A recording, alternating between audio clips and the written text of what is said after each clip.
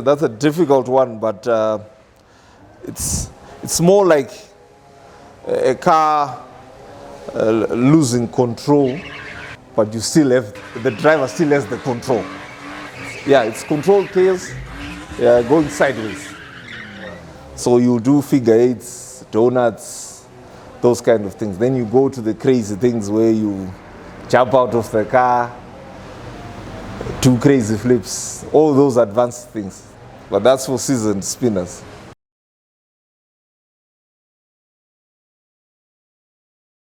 Well, to simplify the whole thing of spinning, it's a culture thing. Started from South Africa, came to Zim. So it all started with the E30, the 325 IS. But knowing that we all can't afford the IS, we just have to use the normal gusheshi. The botsotso, they don't call it the gusheshi. So that's what we have to use, the 4 doors, the 2 doors, as long as it's an E30. Yeah, that's what we use, the 325 Is. But now we've gone to bigger things.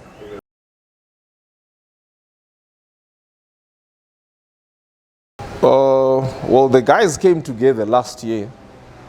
Then we were really worried about the safety of spinning to the spectators.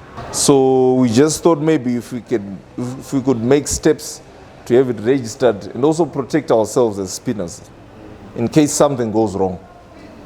And that would also help us in getting access to land, maybe to build our own spinning pitch in the future, like what they do in South. Almost every council, almost every town is an official spinning pad.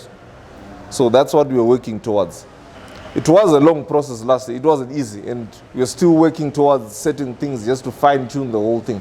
But as of now, we're a registered sport in Zimbabwe with the Sports and Recreation Committee under the Ministry of Sports and Culture.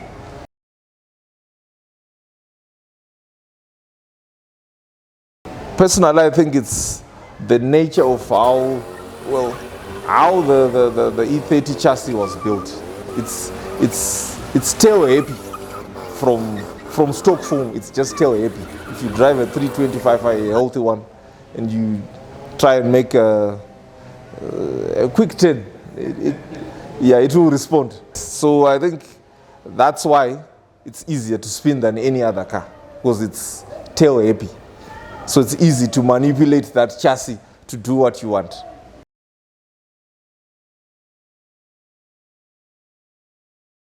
As a spinner, you need a car, because no one is going to give you the car. I'll have to be very honest. No one is going to give you the car, because anything can happen. So I won't give you my car. You'll have to bring your own car. Then we'll teach you how to spin. Yeah, we'll do the necessary modifications on the car, then you start. Basically, you need a locked diff. That's number one. Let's say you're just using a 2.5, you need a locked diff. That's the first thing you need. And a safety brake for your co-pilot. In case something goes wrong. The own kill switch has got his own brake pad, the brake pedal. So for us now, who've been in the game for a while, you know, power is addictive. Let me be honest. Power is addictive. You never be satisfied with your car from the previous event. Not from last year, but from the previous event. You want to retune the map, you want to change the gearing, you want to adjust something. Something has to give you better performance from your car from the last event. So I think that's the reason why most guys have gone 2.9. I think so. Even some other guys have gone 1U ZV8. Other guys have gone 3.1 M50.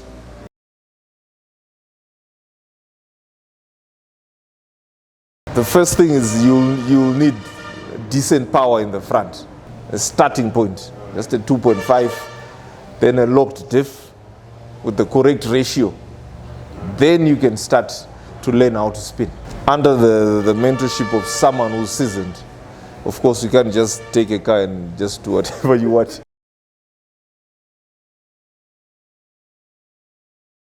I've been spinning since 2015 December. I think Battle of the Champions was my first event I attended, and I went onto the spin pad, and it was a disaster. Why? It was a disaster, because you know the background story was we were all afraid, because it was me, KV, and Lance. So we were supposed to be the first ones to spin from our group. So the problem was who was going to jump in first. So it was me and KV who went in first. Then I tried to do something I couldn't do. Then I hit him in the back. So I think for me, it really dented my confidence for a while. But then after that, I was okay. After that, I was okay.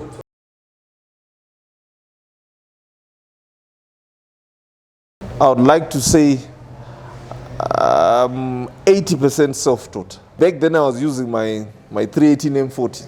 So every time I would go and fill up the tank, I would go to the local soccer ground. Then I would just try. So when I got introduced to the 6 cylinders, that's when I bought my first 6 cylinder. It was a 323i, and that was a 323i LS diff. That's when I started to explore a new world with the 6 cylinder. It was a 2.3 liter, not much power, but it would go sideways. At least it would give me a feeling of spinning to start with. Then along the way, you know, when you discuss with the seasoned spinners like Goofer, Fat Cat, that's when you start to get more tips. No, you're doing that the wrong way, you're putting too much throttle, what, change your ratios, do what, and a lot of research. And a lot of research. Like now, if I just watch a spinning video of a car, I can actually estimate what's in front, the gearbox, the diff. Just from the sound of the engine, I can estimate. I might not be accurate, but I'll get 2 of those things correct.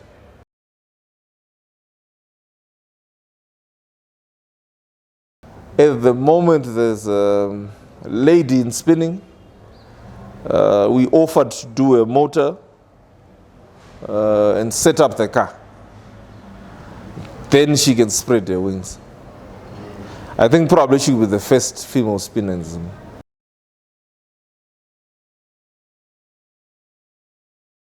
I think spinning is going to be more commercial.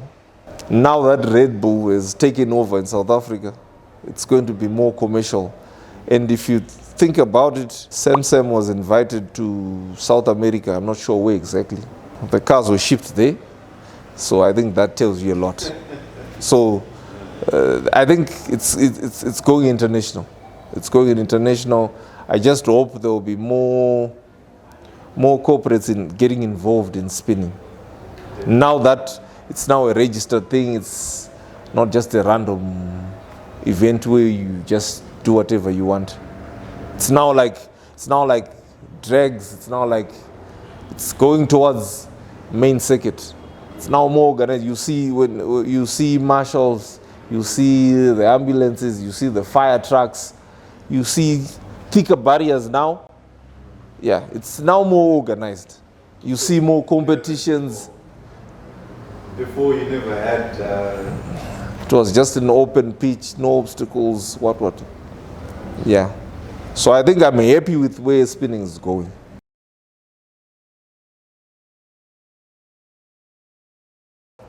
We've been using our own money for us. From the start,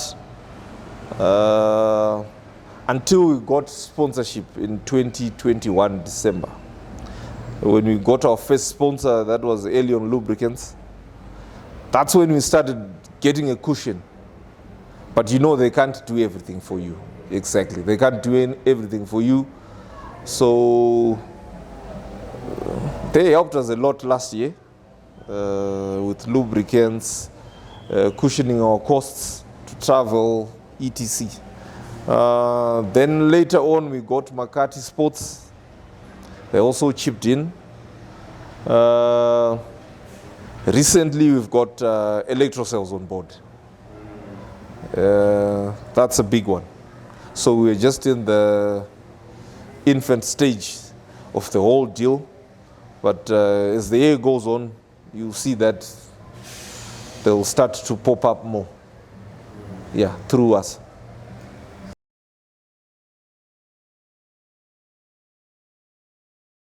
Mainly it's just the sponsorship. Like, if there's a corporate that will put funds into spinning, like organize the events, like once a month, the whole year, I think that would be fine. I think that would be a better start. That would be a better start.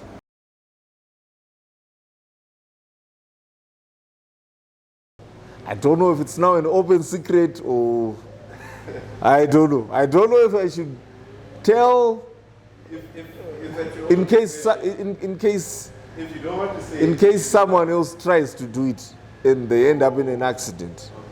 So it's not a trade secret, but for safety, I don't think I would just tell anyone.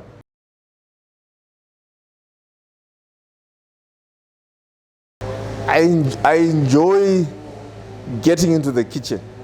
The spinning pitch is usually rectangular or square barrier. So you'll have a small, in the corner you'll have a straight barrier. So you'll have like a parking, it will be like a parking slot, but it will be a high barrier parking slot. So you'll have to target that small parking space with your front, but you park with your rear. It's like you flip and park with your rear. So when you target the kitchen, you're going in facing the kitchen, but it ends with your rear in the kitchen.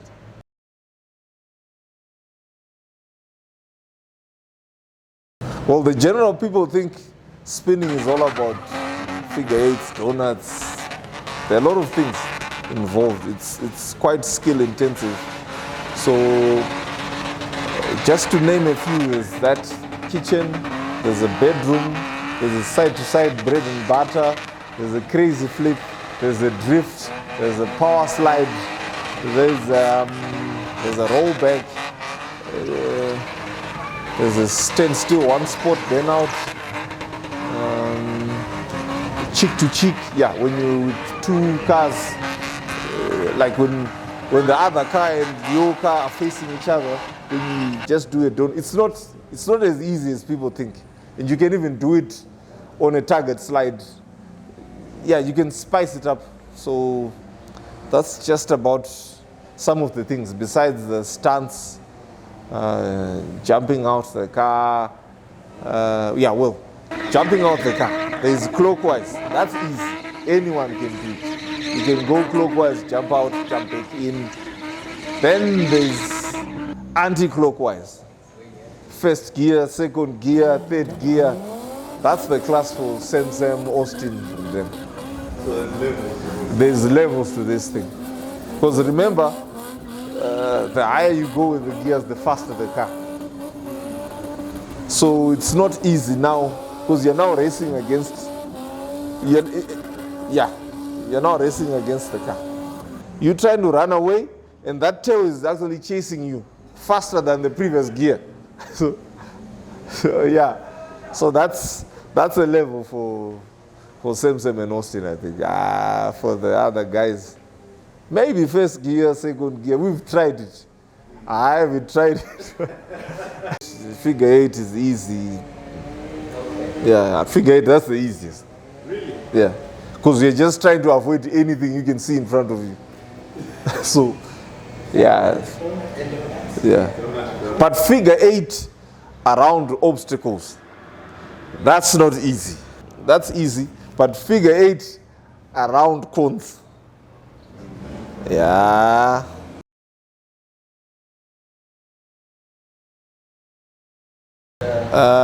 Manual. It's basically manual, so you cannot like I've seen some guys spinning semi-automatic cars. I've seen semi-auto cars, but sometimes you just want to give the car a hiding. So I can't. I don't think they would really give you what you want. Because sometimes you want to shift from first to second to get you out of trouble. You get my point. Sometimes you're playing in first gear, but you're about to hit something and you need to get out of that space quickly. So sometimes you want to shift upwards. So I wouldn't know. I have no experience with spinning those semi-automatic cars. But a manual car, I think it's more convenient. It's more convenient.